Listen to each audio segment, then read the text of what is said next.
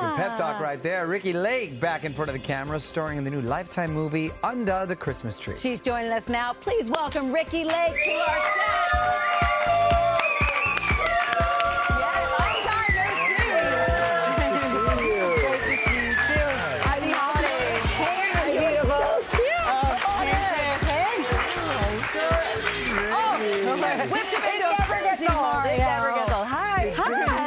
Rick, I like the hair. Thank New you. style, huh? New style, and the fact that I have hair, it's a miracle. I shaved my head almost 2 years ago exactly, and I was dealing with hair loss. I sort of came out with this secret that I'd had, and it grew back. So, that was 2 years ago. Yeah, that was January 3rd of last year, of 2020, right before the pandemic. Full and healthy now.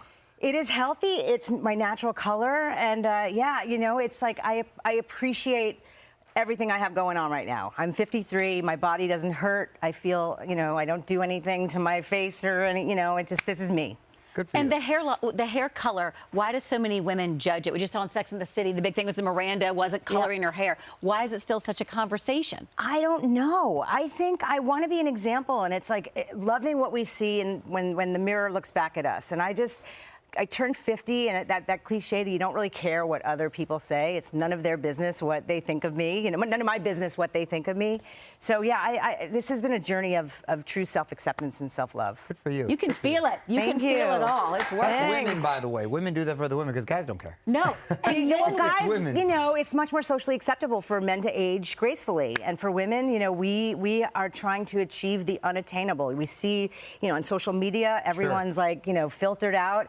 And so I'm just trying to represent by just being me. For you. It's working. There It's we go. working. Thank you. She's whipping them up back So there as well. we came in with a clip from your movie, Under the Christmas. I didn't mean to sing it like under the Christmas tree. But it looked really cute. Tell us the premise. It is really cute. And more importantly, it is the first lesbian love story for Lifetime for a Christmas movie. So it's about representation, and it's about time that we are representing all types of love. Wow, And progressive. on it, we saw you giving great advice. I'm thinking in real life, are you the friend that everybody comes to? Kind of. I mean, I'm really good at giving advice and less good at taking it. But, you know, seeing that little clip and saying, go for it, you know, that's when the magic happens when you least expect it. That's what happened to me. I found love. I'm getting married and, you know, during COVID when I least expected it. So, yeah, it's good advice. Congratulations. Thank you. It's such a weird, like, I think it's divine, you know, intervention. I think my beloved that passed away, Christian Evans, my husband passed away for almost 5 years ago. I believe he orchestrated this. Really? I believe he brought me the perfect man. How? Because I was on a COVID walk, you guys. This was June of 2020, when we were like afraid everyone was trying to kill us. We're all, you know, masked up with gloves on, and I ran into someone that I barely knew. I saw her from afar on a walk, and she was asking me about the guy I was dating, and I was kind of not with him anymore. I said, I want someone who has their stuff together. Good. You can imagine what I said. I want someone who doesn't want to effing kid, because I have them. Yes. And I want someone who wants to have fun. And because that's where I'm about at this point. I mean, and the woman, the mutual friend that we had, she's like, I know he has a bunch of kids, so he doesn't want one of those. He's really successful. He's a really successful attorney. And So I he's got his think act he's together. fun. Yes. I think he's fun, but if not, I think you can bring the fun out of him. And so I've managed to do just that. That's him. That's Ross. Oh my God, look Hey, how there we cute. go. He's amazing. Look He at looks him. very happy. I swear to God, he's a dream for me. You know, it's like when you find that person and you can be yourself. I don't have to censor myself. I don't have to change who I am in any way. That's the best. It's really a wonderful thing, Yeah. especially in my 50s. You know, I thought after losing Christian and going through that loss, I thought I'd never recover, let alone find love again. And the fact that I am in this place, I think I'm an example for people struggling with loss and wanting to find love again, because I'm a story of hope. Keep an open heart, you know? I mean, I love love, and I wanted partnership at this time in my life. You know, my career, I've achieved, and I've done so much. And I love that I get to act in these movies, but I also wanted true partnership and to be grounded and to feel at home.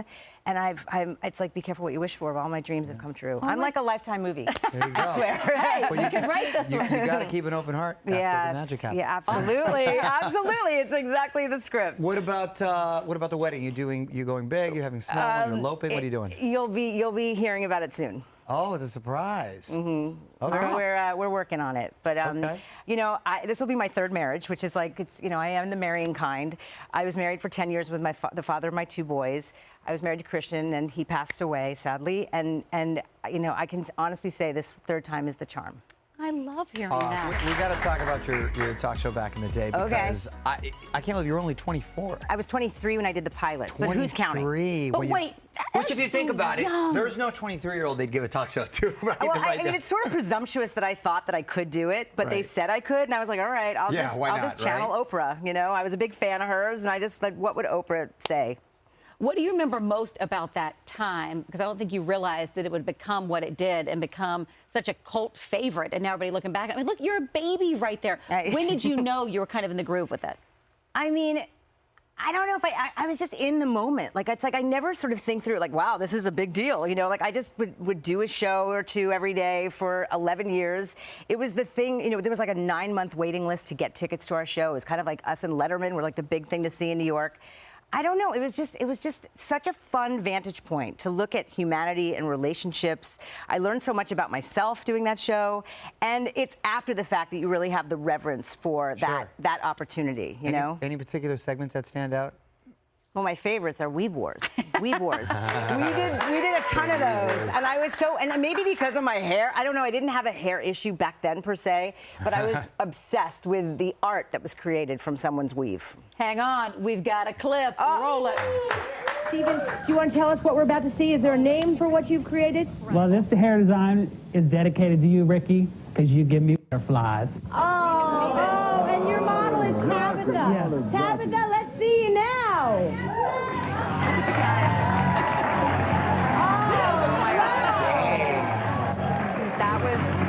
That was something. Wow. Well, I'll tell you. You want to hear something funny about those shows? Because they were my favorites. One time we had a woman that had a bird cage made out of hair, and she had finches, and she set them free. I swear to God. That's next level. She set them free, and they all died because the rafter, so they couldn't get them down. So next time we did those shows, we had to say no live animals. No live. Wow. Yeah. I appreciate the effort, though, for Yeah. being creative. A for effort for the thing. Stephen Weavin, that dude ended up doing... He's a big deal. He created wigs for Lady Gaga, RuPaul's Drag Race, America's Next Top Model. Yeah, but you got to start with me. That's right. Have you kept up with Weavin, Stephen? I mean, I think we follow each other on Instagram, but he was always a favorite. He was also one of the only white people doing it, because it was mostly like a black cultural thing, but he was incredible. Are there any others that stick out with those shows? I mean, every hour there was something surprising that happened. What people say and do on national television. My show was real. You know, unlike some other talk shows, some stuff was fabricated or instigated. I mean, ours was just the real deal, and people were crazy. Ricki, what about this documentary you're working on, The Business of Birth Control? What's that about? What do you think? It's about birth control, and it's about the... I assume that much. It looks, I mean, in the way that I did The Business of Being Born 15 years ago about birth, we looked at birth options. This is looking at birth control options, and women need to know the pros and cons to all of these drugs that they put in their bodies, many times for not contraception, for acne, for PCOS, for all different kinds of things. So it's really an eye-opening experience watching the film. Your head will explode what you learn about. Okay, wait, I've got 2 daughters in college, and I was just going to put them on for their skin, for real. Well, you just want to, I would say watch the movie. Okay, yeah, now I'm like, okay. Yeah, Can you give me the because shorthand? I'm about access. We want all of these products to be available and then some, but we need better birth control at this time, you know?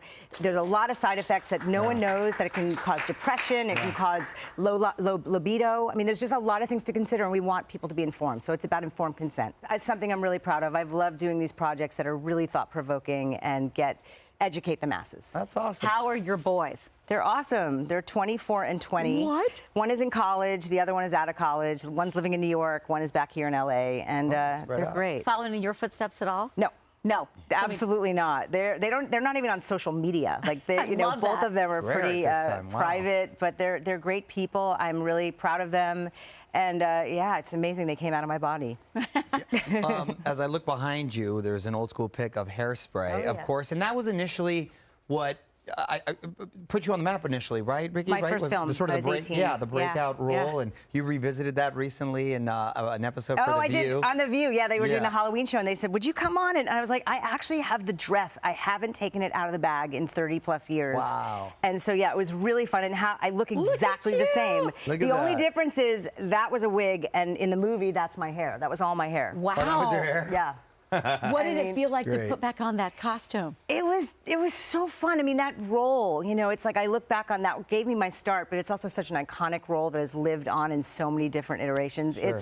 It's the best. I mean, Tracy Turnblad, you know, and the fact that she was fighting for integration back then, and it's like where we are now. It stands the test of time for sure. Nice. Congratulations. Always great to see you. Everything. Congrats. Thank you.